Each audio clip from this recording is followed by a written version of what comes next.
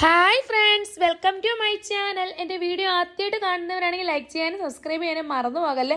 അപ്പോൾ പറഞ്ഞ് നോമ്പ് എത്ര പെട്ടെന്നാണ് തീർന്നു പോയല്ലേ. വളരെ പെട്ടെന്നാണ് നോമ്പൊക്കെ തീർന്നു പോയത്.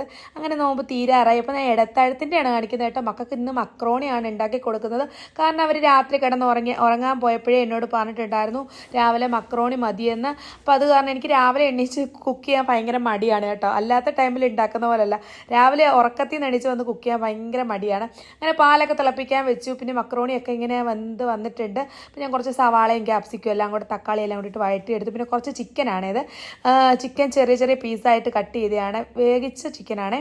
അപ്പോൾ അതിൻ്റെ കൂടെ പിന്നെ ഇട്ട് കൊടുത്ത് എല്ലാം കൂടെ ഒന്ന് മിക്സ് ചെയ്തെടുത്തു.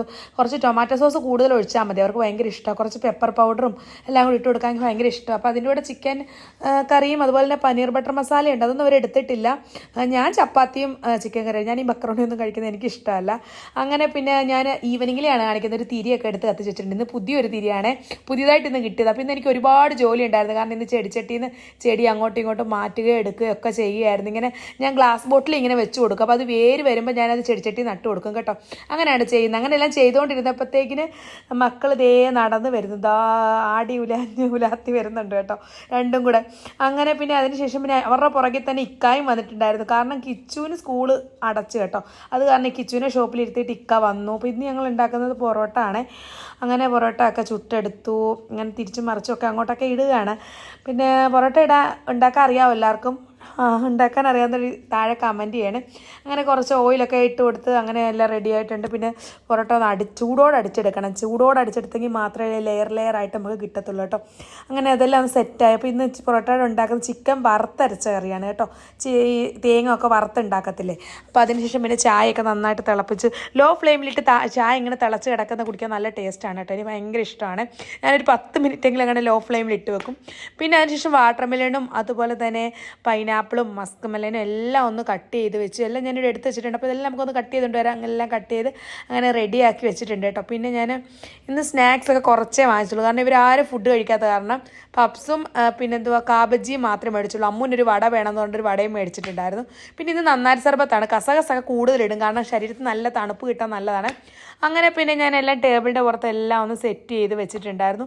എല്ലാം സെറ്റ് ചെയ്ത് വെച്ചതിന് ശേഷം അപ്പോൾ എല്ലാവരും വന്നിരുന്നു. അപ്പോൾ ഒരുപാട് സ്നാക്സൊക്കെ കഴിച്ചാലുള്ള പ്രശ്നം എന്താ പറയുക, ഇവർ ഫുഡൊന്നും കഴിക്കത്തില്ല. ഫ്രൂട്ട്സ് എത്ര കഴിച്ചാലും കുഴപ്പമില്ല, അത് നമുക്ക് നല്ലതല്ലേ. ഇവരങ്ങനെയല്ല, എൻ്റെ മക്കൾ നേരെ തിരിച്ചാണ്. ഫ്രൂട്ട്സിനേക്കാളും കൂടുതൽ കഴിക്കുന്നത് സ്നാക്സാണ്. ഫ്രൂട്ട്സ് അങ്ങനെ കഴിക്കത്തില്ല. അത് കാരണം ഞാൻ സ്നാക്സ് ഇപ്പോൾ അധികം മേടിക്കത്തതുമില്ല, ഉണ്ടാക്കുന്നതുമില്ല.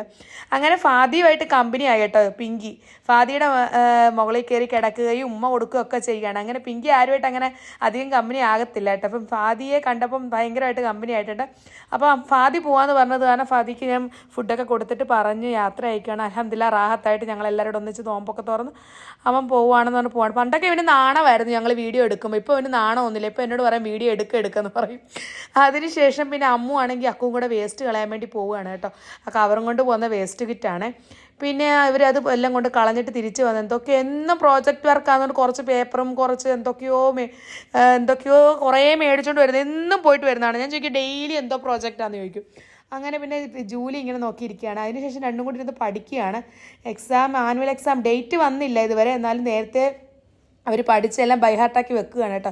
പിന്നീട് സിമ്പിളായിരിക്കുമല്ലോ പഠിക്കാൻ. അതിന് ഇവർ രണ്ട് ടിൻസ് ആയത് കാരണം അങ്ങോട്ടും ഇങ്ങോട്ടും ഇവർ ഷെയർ ചെയ്താണ് പഠിക്കുന്നത്, പെട്ടെന്നാണ് പഠിക്കുന്നത്. കിച്ചുവിന് അങ്ങനെ ആരും ഇല്ലാത്തതുകൊണ്ട് കിച്ചു അങ്ങനെ അധികം പഠിക്കത്തില്ല. പിന്നെ ഇക്ക ഉണ്ടായിരുന്നു വീട്ടിൽ നിന്ന്. ഇക്ക പോവുകയാണ് ഷോപ്പിലോട്ട്. അതിനുശേഷം അമ്മു അക്കും പള്ളിയിൽ ത്രാവി നിസ്കരിക്കാൻ പോവുകയാണ്.